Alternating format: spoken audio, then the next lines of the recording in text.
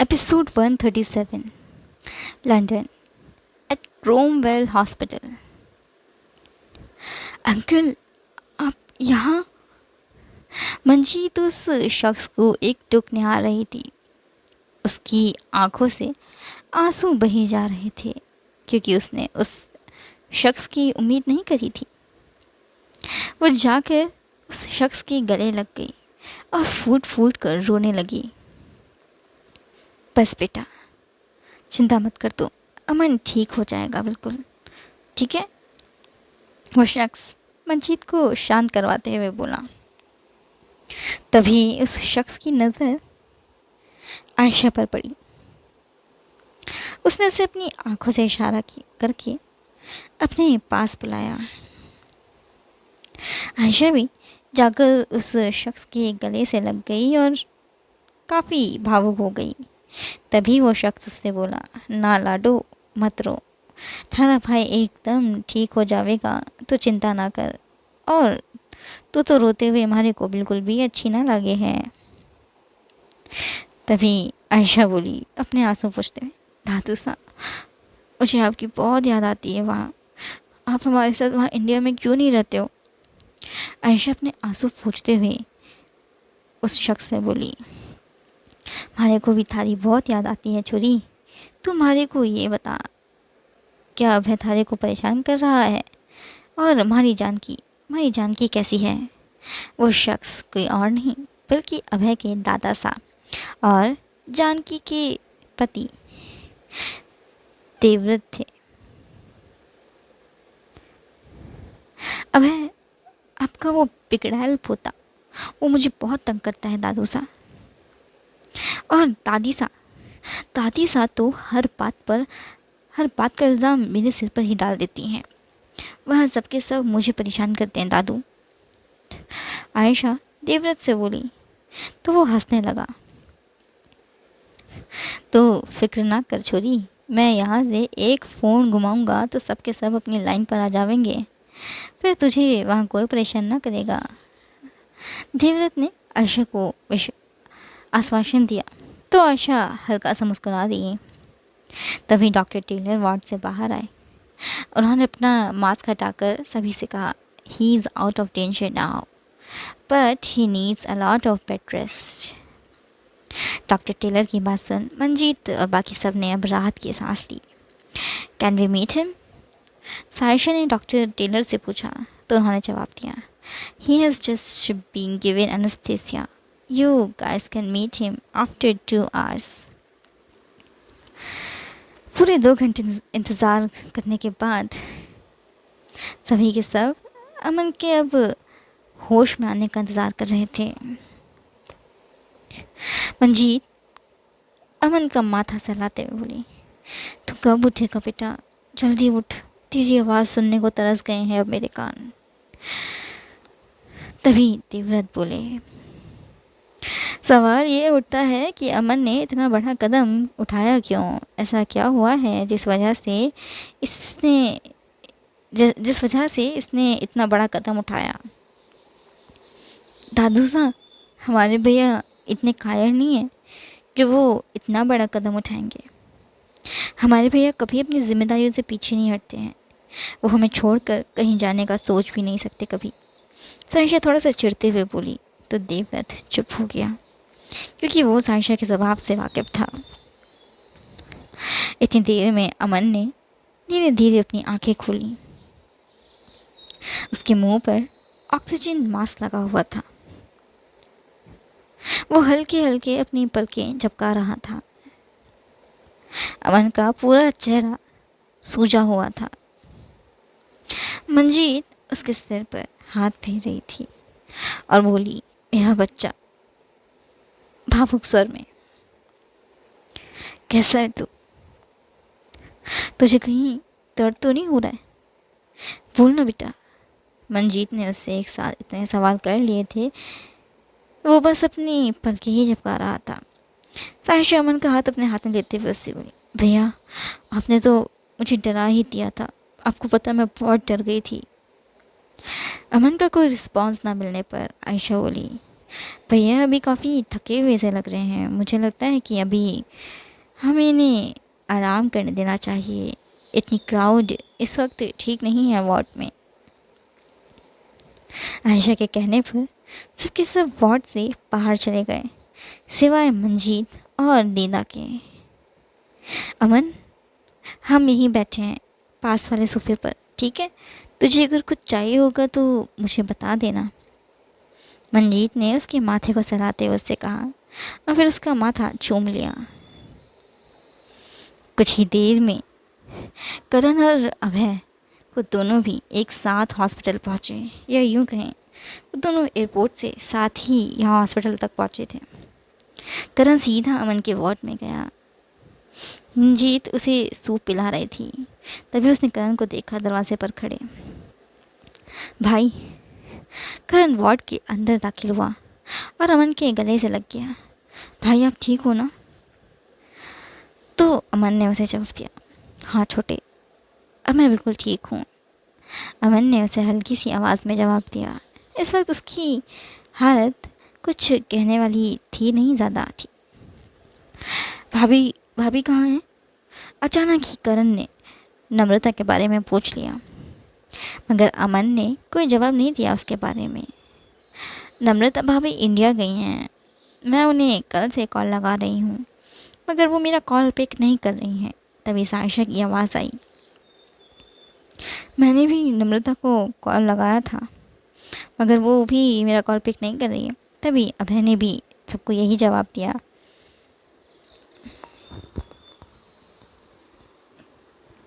अच्छा ठीक है, अब सब वार्ड से बाहर जाओ। मैं नहीं मिली अभी तक अमन भैया से, इसलिए अब मेरी बारी है भैया से मिलने की। मुझे उनसे बहुत सारी बातें करनी है। आयशा ने सबको साइड कर दिया और अमन के पास जाकर बैठ गई। अच्छा ठीक है, तू बैठ जा अपने भैया के साथ, हम बाहर जा रहे हैं, दीदा बोली। और फिर वो सब के सब वार्ड से बाहर चले गए। सबके जाने के बाद आयशा अमन से बोली, भैया, आप नम्रता भाभी के साथ बिल्कुल भी खुश नहीं हो ना? इसलिए आपने पॉइजन खाया है ना? आप इतने कायर कैसे हो सकते हो भैया? आयशा अमन को डांट रही थी। तभी अमन ने जवाब दिया, मैंने ऐसा कुछ नहीं किया है, कोई पॉइजन नहीं खाया है मैंने। तुझे ऐसा लगता है कि मैं अपनी ज़िंदगी ख़त्म कर लूँगा, और वो भी उस नम्रता की वजह से? नहीं, मैं इतना कायर नहीं हूँ बेटा कि किसी गैर की वजह से अपने माँ बाप भाई बहन को अकेला छोड़कर चला जाऊँ। मेरे लिए मेरा परिवार सबसे ज़्यादा इम्पोर्टेंट है। अमन ने आयशा को पूरी अपने बारे में बताया, तो आयशा को विश्वास हो गया कि इसका भाई वाकई में ऐसा नहीं है। तो फिर इसका मतलब ये है कि किसी ने आपको की जान लेने की कोशिश करी है, किसी ने आपको स्लो पॉइजन दिया था। आयशा को अचानक से शक होने लगा, मगर उसके इस शक को यकीन में बदलते हुए अमन ने उसे कहा, किसी ने नहीं, नम्रता का काम है ये। उसका किसी के साथ अफेयर चल रहा है, मैंने खुद उसकी चैट पढ़ी है। किसी पुनीत नाम के लड़के के साथ उसका अफेयर चल रहा है। अमन की मुझसे ये बात सुनकर आयशा हक्की बक्की रह गई। वो हैरानी से बोली, क्या? ये क्या बोल रहे हो आप? भाभी का अफेयर? और आपने कुछ नहीं कहा उन्हें? आयशा चौंकते हुए उससे बोली। तो अमन ने कहा, मैं क्या बोल सकता हूँ उससे? मेरी ज़िंदगी मेरी मेरी कहाँ है, मेरे फैसले मेरे कहाँ होते हैं, मेरी पसंद मेरी कहाँ होती है। मेरी तो बीवी भी मेरी नहीं है, मेरा कुछ भी है ही नहीं। आप ऐसा मत कहो भैया, अगर आपको नम्रता भाभी के साथ नहीं रहना और उनका अफेयर किसी और के साथ चल रहा है, तो आप उन्हें इस रिश्ते से आज़ाद कर दो और अपनी ज़िंदगी की एक नई शुरुआत करो आप। आयशा अमन को समझाने लगी, मगर उसे और बेदी परिवार को ज़रा सा भी इस बात का अंदाज़ा नहीं था कि उनकी ज़िंदगी में एक बहुत ही बड़ा तूफ़ान आने वाला है, जिसके बाद अमन की ज़िंदगी पूरी तरह से उथल पुथल होने वाली है। वहाँ इंडिया में नम्रता चंडीगढ़ के पुलिस स्टेशन में डरी सहमी बैठी FIR दर्ज करवा रही थी अमन और बेदी परिवार के खिलाफ। लेडी इंस्पेक्टर आस्था भट्ट नम्रता को भरोसा दिलाते हुए उससे बोली, आप फिक्र मत करिए मैडम, मैं आपको इंसाफ दिलवाऊंगी, मैंने आपकी एफआईआर दर्ज कर ली है। घसीटते हुए ना ले आई ना मैं अगर उस अमन सिंह बेदी या उसके परिवार को यहाँ इंडिया, तो आप मेरा नाम बदल देना। इतने डंडे बरसाऊंगी ना मैं उस परिवार पर कि फिर कभी किसी लड़की को दहेज के लिए वो लोग टॉर्चर नहीं करेंगे। मैडम, वो लोग बहुत पावरफुल हैं। अमन की बहन वकील है, वो अपने परिवार को बचा लेगी। नम्रता टेरी सहमी हुई आवाज़ में उस इंस्पेक्टर से बोली। तो इंस्पेक्टर आस्ते हंसते हुए बोली, अरे मैडम, आप क्यों परेशान हो रही हैं? वो पिद्दी आयशा सिंह राठौड़ ना, अभय सिंह राठौड़ की पत्नी है, उसे तो मैं देख लूँगी। वो पिद्दी कुछ नहीं बिगाड़ पाएगी मेरा। और वैसे भी विक्टिम आप हैं, तो आपको डरने की कोई ज़रूरत नहीं है। जीत हमेशा सच्चाई की होती है। Thank you.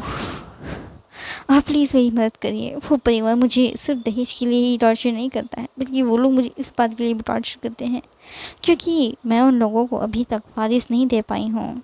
अमन मेरे चरित्र पर उंगली उठाता है कि मेरा अफेयर किसी और के साथ चल रहा है। नम्रता के चेहरे पर लगी चोटें असल में तो उस ज़ख्मी चेहरे के पीछे कुछ और ही शैतानी छुपी हुई थी। आप फिक्र मत करिए मैडम, आप अपनी बहन को घर ले जाइए।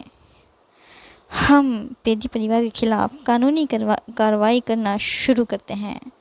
बहुत जल्द हम इन्हें इंसाफ दिलवाएंगे।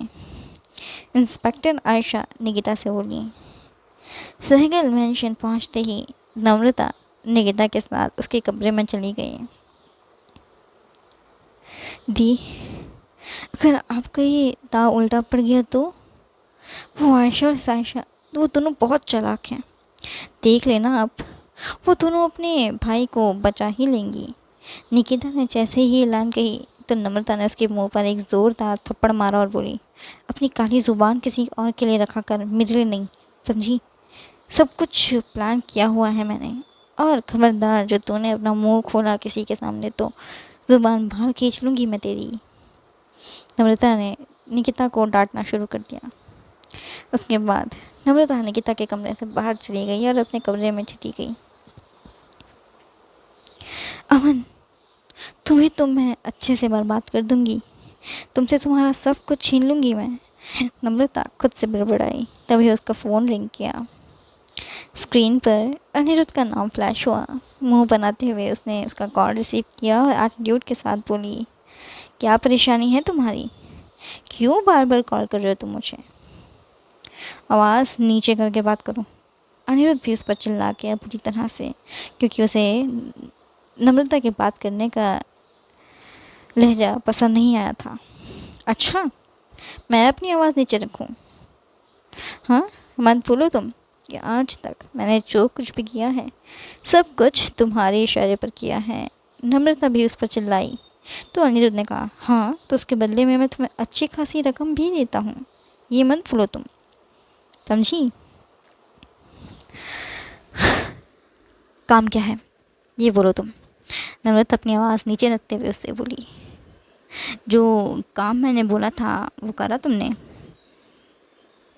अनिरुद्ध ने उससे पूछा। तो वो हंसते हुए बोली, ऑफ कोर्स कर दिया मैंने, जैसे तुमने कहा था। एफआईआर दर्ज हो गई है। बेदी परिवार की बर्बादी शुरू। Good, be prepare. वो लोग इतने भी कच्चे खिलाड़ी नहीं हैं। बेदी आयशा बहुत चालाक है। इसके ऊपर भी तुम कोई इल्ज़ाम लगाओ कि ये अपनी जगह से ना उठ पाए, बहुत हीरोइन बनती है ये। अनिरुद्ध की बातों में ऐसे के लिए काफ़ी नफरत, आयशा के लिए काफ़ी नफरत दिखाई पड़ रही थी नम्रता को, जिसे नम्रता महसूस कर पा रही थी। Don't worry, I will handle everything. Namrata Aniruddh को शांत करते हुए बोली। वैसे मैं एक बात कहूँ, वो अमन तो जेल पहुँच ही नहीं पाएगा। नम्रता मुस्कुराते हुए बोली। तो अनिरुद्ध दांत पीसते हुए से बोला, क्या मतलब है तुम्हारा? वो एक्चुअली ना, मैंने उसे स्लो पॉइजन दिया हुआ है, धीरे धीरे वो खुद ही तड़प तड़प कर मर जाएगा। नम्रता ने जवाब दिया। तो अनिरुद्ध चौंक गया और उसे डांटते हुए बोला, तुम्हारा दिमाग तो खराब नहीं है? मैंने तुमसे ये करने को तो नहीं कहा था उसके साथ। अरे ऐसा करना ज़रूरी था। उस अमन ने मेरी और पुनीत की सारी चैट्स पढ़ ली थी खुद से। उसे शक हो गया था कि मेरा किसी के साथ अफेयर चल रहा है, इसलिए मुझे उसके साथ ये सब करना पड़ा। खुद को सेव करना ही था मुझे, वरना वो मेरा काला चिट्ठा सबके सामने ले आता और फिर वो लोग मुझे धक्के मार कर वहाँ से निकाल देते। नम्रता भी अनिरुद्ध पर चिल्ला गई और गुस्से से फ़ोन काट दिया। खुद को बचाने के लिए तो नम्रता किसी भी हद तक गिर सकती है और किसी भी की भी बलि चढ़ा सकती है। शीशे के सामने खड़े होकर नम्रता खुद से बोली और फिर ज़ोर ज़ोर से पागलों की तरह हंसने लगी। वहीं लंदन में आयशा को सिर पर बंधी पट्टी देख अमन ने उससे पूछा, तुझे ये चोट कैसे लगी? अपने सिर की चोट को याद कर आयशा को दीपशिखा का वो राज याद आ गया। उसने अमन को जवाब दिया, भाई मैं सीढ़ी से फिसल गई थी, इस वजह से मेरे सिर पर चोट लग गई। अपने भाई से झूठ बोलना आयशा को बिल्कुल भी अच्छा नहीं लग रहा था, मगर इस वक्त वो अमन को कुछ भी नहीं बता सकती थी, क्योंकि उसने दीपिका को वादा किया था कि वो उसका ये राज किसी को कभी नहीं बताएगी। वो दोनों हमेशा हम राज ही रहेंगी। Episode 138। London at Cromwell hospital. रात का वक्त।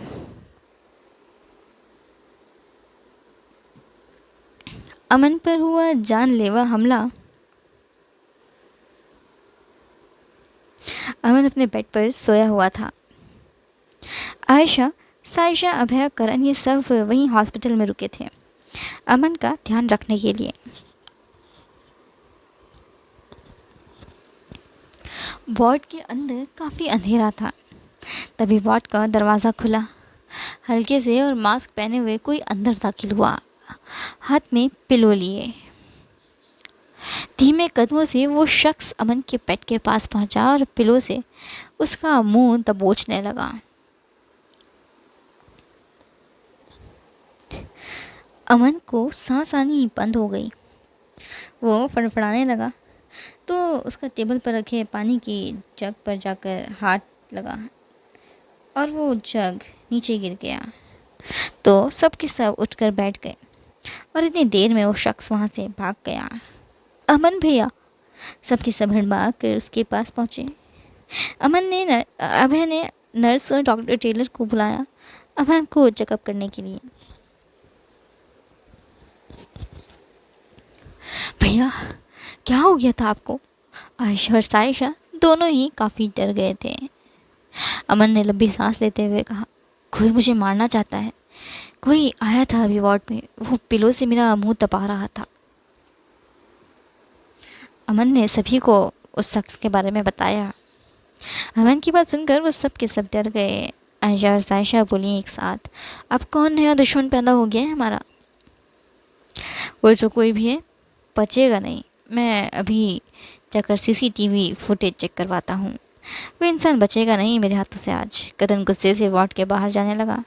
तभी अभय ने उसे रोक लिया और बोला, ये हमारा इंडिया नहीं है, लंदन है। यहाँ हमारे इशारे में कुछ नहीं चलेगा। कल सुबह तक का वेट करो। और वैसे भी ज़रूरी नहीं है कि वो शख्स सिर्फ अमन को नुकसान पहुँचाने आया हो सकता है कि वो तुम चारों में से किसी को भी नुकसान पहुँचा दे। इसलिए तुम अकेले मत जाओ कहीं भी। मैं कल सुबह तुम्हारे साथ चलूँगा। अभी तुम्हें एकदम से कोई फ़ैसला नहीं लेना चाहिए। आयशा और बाकी सबको अभय का पॉइंट बिल्कुल सही लगा। आयशा भी अभय की बात पर सहमति जताते हुए बोली, भाई अभय बिल्कुल ठीक कह रहा है। हो सकता है कि कोई हम में से किसी को नुकसान पहुंचाना चाहता हो। इसलिए आप, मैं, कोको, अमन भैया, कोई भी अकेला नहीं रहेगा। हम सब एक साथ ही रहेंगे अब। आई थिंक हमें लाइट ऑफ करनी चाहिए, अभय ने कहा और फिर वो सब सोफे पर जाकर ही बैठ गए। वहीं इंडिया में सुबह के इस वक्त 5 बज रहे थे। अनिरुद्ध ने अपना जिमवेयर पहना और कार की चाबी उठाकर महल से बाहर चला गया। गाड़ी स्टार्ट करके वो महल के तीसरे मोड़ पर पहुंचा ही था कि तभी किसी ने उसे हाथ दे दिया, उसकी गाड़ी को रोक दिया। उस शख्स ने अपने मुंह से मास्क हटाया तो अनिरुद्ध ने गाड़ी का दरवाज़ा खोलते हुए कहा, तुम्हें इतनी सुबह भी चैन नहीं है ना? क्या कर रही हो तुम यहाँ? अनिरुद्ध ने नम्रता से पूछा, बड़ी ही रूड टोन में। हाँ, नहीं है मुझे चैन, क्या करूँ? तुमसे दूर नहीं रहा जाता मुझसे अब। हाय, दिल आ गया है मेरा तुम पे, नम्रता नखरे करते हुए बोली। तो अनिरुद्ध को गुस्सा आ गया उसकी हरकतों को देखकर। उसने नम्रता के गले को जोर से घोंटते हुए कहा, अपनी औकात में रहा करो तुम, तुम्हारे लिए यही बेहतर होगा, समझी? वही नम्रता फड़फड़ा रही थी, खुद को अनिरुद्ध से छुड़वाने की कोशिश कर रही थी। छोड़ो, नम्रता बोलने की कोशिश कर रही थी तो फाइनली अनिरुद्ध ने उसे छोड़ दिया। लंबी लंबी सांस लेते हुए नम्रता बोली, तुम पागल तो नहीं हो? सन की कहीं के मेरी जान चली जाती है अभी। वो अब भी गहरी सांसें ले रही थी। अगर तुमने मुझे ब्लैकमेल करने की कोशिश करी ना तो मैं वाकई में तुम्हारी जान लेने से पीछे नहीं हटूंगा। आई बात समझ में तुम्हें? अनिरुद्ध नम्रता को एक टुक खाद जाने वाली नज़रों से घूरते हुए उससे बोला, मुझे मेरे काम के पैसे चाहिए, समझे? और तुम जैसे छुपे हुए गुंडे से तो कोई भी लड़की कभी प्यार नहीं कर सकती। नम्रता ने भी अनिरुद्ध को उसी टोन में जवाब दिया जिस टोन में अनिरुद्ध ने उससे बात करी थी। पैसे? कैसे पैसे? काम पूरा कर दिया? अनिरुद्ध ने उससे कहा। तो नम्रता ने जवाब दिया, ऑफ कोर्स कर दिया। तुमने मुझे बेदी परिवार के खिलाफ झूठी एफआईआर करने को कहा था, वो मैंने कर दी। अब मेरा काम खत्म और अब मुझे मेरे किए हुए काम के पैसे चाहिए। मेरे पैसे दे दो, मैं चली जाऊंगी। कोई पैसे नहीं मिल रहे हैं तुम्हें जब तक बेदी परिवार सलाखों के पीछे नहीं चला जाएगा, तब तक तुम्हें कोई पैसा नहीं मिलेगा, समझी? अनिरुद्ध रूड होकर बोला तो नम्रता उसे बड़ी बड़ी आंखों से घूरने लगी। अरे भाई, बेदी परिवार सलाखों के पीछे चली जाएगी, तुम्हें मेरे पैसे देने होंगे अब। अगर तुमने मुझे मेरे पैसे नहीं दिए ना अनिरुद्ध, तो मैं तुम्हारा ये सारा काला चिट्ठा आयशा और अमन को बता दूंगी, समझे? नम्रता अनिरुद्ध को धमकाने लगी तो उसने ड्रॉवर से खोल कर उसमें से एक पिस्तौल निकाली और नम्रता के माथे पर तान दी। अगर तुमने मुझे धमकाने की कोशिश करी तो मुझे ये ट्रिगर दबाने में सेकंड नहीं लगेगा, समझी? या समझाऊं? अनिरुद्ध ने भी अभी भी नम्रता पर गन तानी हुई थी तो वह एकदम से सहम चुकी थी। उसकी ज़ुबान से अब आवाज़ तक नहीं आ पा रही थी बाहर। अरे मैं तो मजाक कर रही थी, तुम नाराज़ क्यों हो रहे हो? हल्के से मुस्कुराते हुए नम्रता बोली और उसे प्लीजिंग लुक देने लगी कि वो उसे ना मारे। नम्रता को डरा सहमा देख अनिरुद्ध तिरछी मुस्कान मुस्काया और पिस्तौल को वापस ड्रॉवर में रखते हुए बोला, एक बात तुम अपने दिमाग में अच्छे से बिठा लो, अगर तुम्हारा झूठ सबके सामने आ भी जाए तो मेरा नाम कभी किसी के सामने नहीं लोगी, वरना मैं तुम्हारी जान लेने में सेकंड नहीं लगाऊंगा, नम्रता। अनिरुद्ध नम्रता को बड़ी बड़ी आंखों से डरा रहा था तो वो डर गई। हाँ हाँ, नहीं कहूँगी, अभी के लिए तुम मुझे पैसे दे दो, मेरे खर्चे बहुत ज़्यादा बढ़ गए हैं, पैसों की ज़रूरत आ पड़ी है मुझे। नम्रता अनिरुद्ध के आगे गिड़गिड़ाने लगी मगर उसने उसे पैसे देने से साफ मना कर दिया। यार प्लीज़ मना मत करो, मुझे पैसों की सच में बहुत ज़्यादा ज़रूरत है। मेरे घर वाले मुझे घर में ज़्यादा दिन तक नहीं रखने वाले हैं, इसलिए मैंने मेरे लिए एक रेंटेड अपार्टमेंट ले लिया है। एडवांस पेमेंट करनी है मुझे। नम्रता ने जब अनिरुद्ध को इस बारे में बताया तो वो सोच में पड़ गया कि उसे नम्रता को पैसे देने चाहिए या नहीं। मगर तुम्हारा तो अमन के साथ डिवोर्स डिवोर्स होने वाला है, उसके बाद तो तुम्हारे घर में ही तुम्हें रहना पड़ेगा, फिर अलग अपार्टमेंट लेने की क्या ज़रूरत है तुम्हें? अनिरुद्ध ने उससे पूछा तो नम्रता ने जवाब दिया, जैसे दिखता है वैसा होता नहीं है। मेरे माँ बाप तलाक के बाद मुझे अपने साथ नहीं रखेंगे। मेरी फैमिली बाकी नॉर्मल फैमिलीज़ की तरह नहीं है, इसलिए मुझे मुझे रहने के लिए बंदोबस्त पहले ही करके रखना होगा।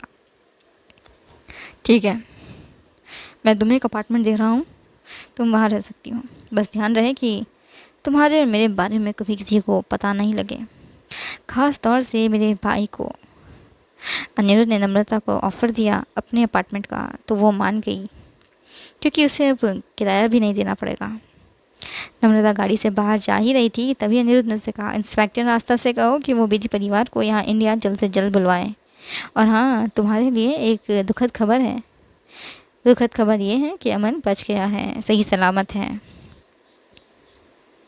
पता है मुझे, इसीलिए मैंने पुनीत को अमन के वार्ड में भेजा था ताकि वो उसकी जान ले, लेकिन इस बार भी वो बच गया। ऊपर से तुम्हारा वो भाई अभय, वो भी वहीं मौजूद है बीदी सिबलिंग्स के साथ। मेरा प्लान फ्लॉप करवा दिया उसने।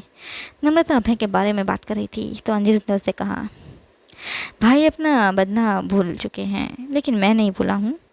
मुझे मेरा बदला अच्छे से याद है। वहीं लंदन में सबके सब गहरी नींद में सो रहे थे, तभी आयशा का फ़ोन रिंग किया, जिस वजह से सबकी नींद टूट गई। स्क्रीन पर आयशा की दोस्त अंजलि का नाम फ्लैश हुआ तो उसने वो कॉल पिक कर ली। हाँ अंजलि बोल, आयशा उबासी लेते हुए बोली।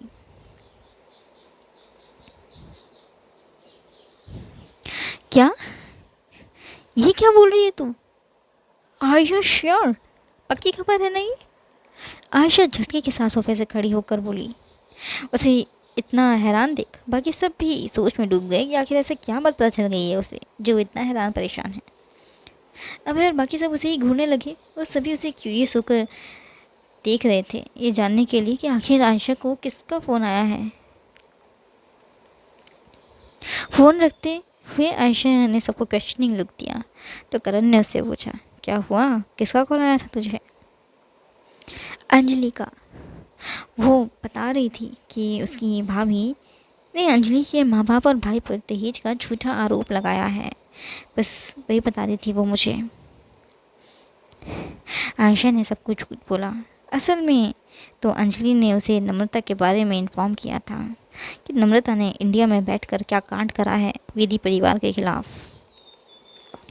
अच्छा ठीक है, मुझे कॉफ़ी पीने का मन है। कोको जा जाकर मेरे लिए कॉफ़ी लेकर आ जल्दी से, अमन ने आयशा से कहा। तभी करण और आयशा भी बोलने लगे कि वो दोनों भी कॉफ़ी पीना चाहते हैं। तो आयशा बोली, मेरे पास बस 2 ही हाथ है गाइस, और कॉफ़ी पीने वाले हम 1 2 3 4 5, हम 5 बंदे हैं, और 2 हाथों में 5 गिलास कैसे आ जाएंगे कॉफ़ी के?